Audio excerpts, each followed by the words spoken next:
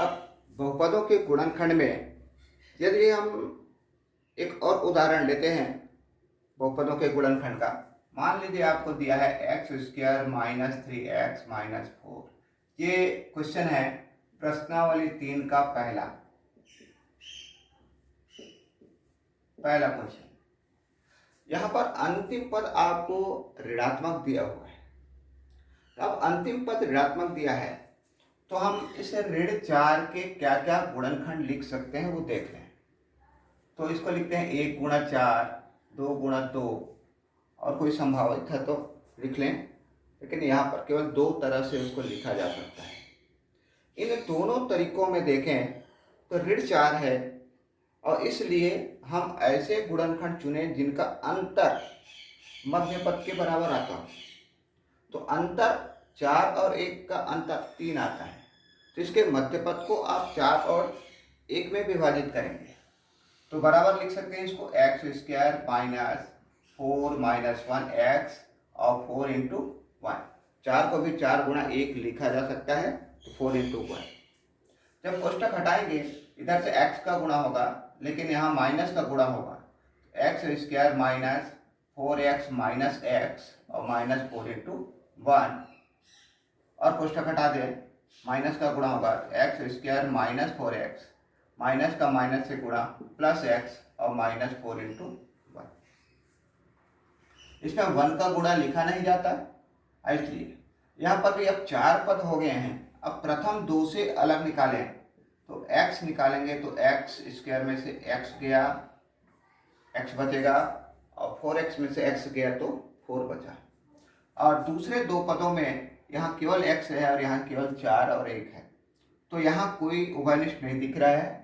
तो कोई उभयनिष्ठ नहीं है मतलब 1 हो सकता है, तो 1 को कॉमन रखेंगे तो यहाँ से आपका x मिलेगा और यहाँ से 4x चला गया, दूसरे पद से 1 निकल गया तो 4 बचेगा। तो x माइनस 4 यहाँ भी है, x माइनस 4 यहाँ भी है, तो x माइनस 4 को और उभयनिष्ठ निकालेंगे तो पहले में से x बचा और दूसरे में से 1 बचा।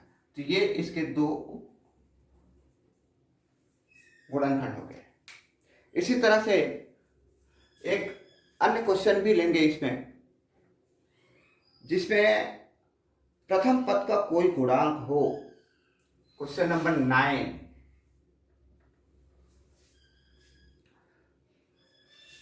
Six x square minus 7x minus 3। अभी तक हमने जो दो उदाहरण लिए थे उसमें एक्स स्क्वायर स्वतंत्र था, कोई गुणांक नहीं था, लेकिन यहाँ एक्स स्क्वायर का गुणांक है। तो ऐसे बहुपदों का गुणनखंड करने के लिए पहले उस एक्स स्क्वायर के गुणांक और अंतिम अचर इसका गुणा करेंगे। तो यहाँ लेंगे 6 गुणा ऋण 3 बराबर आएगा ऋण 18।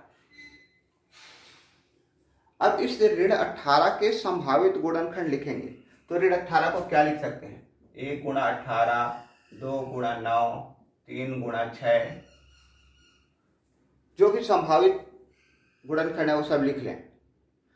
अब यहाँ 3 प्रकार के गुणनखंड हैं, लेकिन 18 ऋण हैं, तो ऐसे दो पद चुने जिनको घटाने पर अर्थात जिनका अंतर 7 आता है।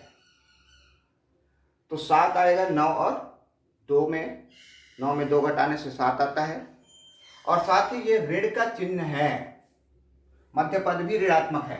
ये 2 और 9 लेंगे, मध्य पद ऋणात्मक है तो इसमें बड़ी संख्या को ऋण लेंगे 9 को और छोटी संख्या को धन लेंगे। तो यहाँ ले सकते हैं 6x स्क्वायर और माइनस 9x और प्लस 2x और माइनस 3। कोष्टक न लगा करके डायरेक्ट भी हम इस तरह से लिख सकते हैं, यहाँ हमने कोष्टक का प्रयोग किया था। यदि कोष्टक नहीं लगाते हैं तो सीधे सीधे द्विद्वय संख्याएं हम ले सकते हैं, जिसमें एक ऋण रहेगा एक धन रहेगा। तो बड़ी संख्या में मध्य में दिया हुआ चिन्ह, मध्य में ऋण दिया है तो बड़ी संख्या में ऋण लगाएंगे और उसके अपोजिट में धन छोटी संख्या में। अब यहाँ से पहले दो पदों से आप देखें क्या निकल सकता है। दोनों में x है, x तो निकलेगा ही, साथ ही साथ दोनों में कुछ संख्याएं भी निकल सकती है।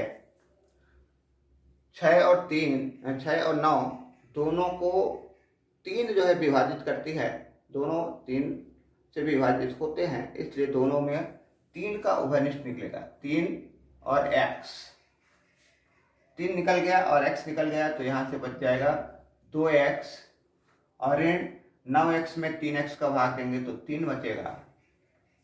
और अंतिम के 2 पदों में कोई बराबर नहीं दिख रहा है, तो यहाँ पर 1 उभयनिष्ठ निकालेंगे, तो यहाँ आएगा 2x माइनस 3।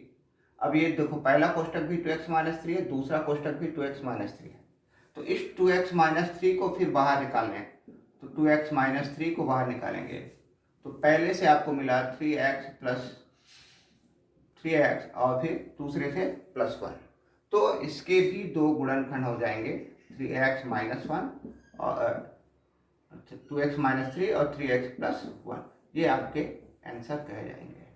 तो किसी भी बहुपद के गुणनखंड करने के लिए सबसे पहले हम उसके अंतिम पद का गुणनखंड करते हैं, क्या क्या उसके संभावित गुणनखंड हैं, और उसमें पॉजिटिव और निगेटिव देखकर उसका योगफल या उसका अंतर लेंगे।